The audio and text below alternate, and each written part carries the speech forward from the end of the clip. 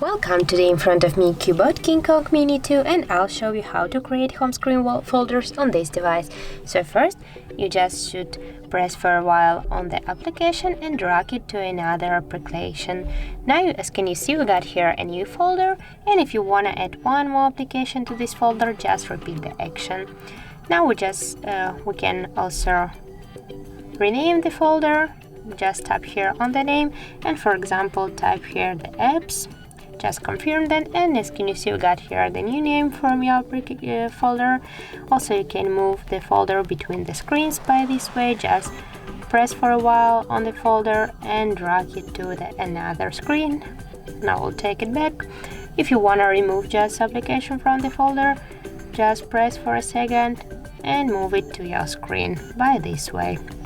So that's it. If you found this video helpful, leave like, comment and subscribe our channel.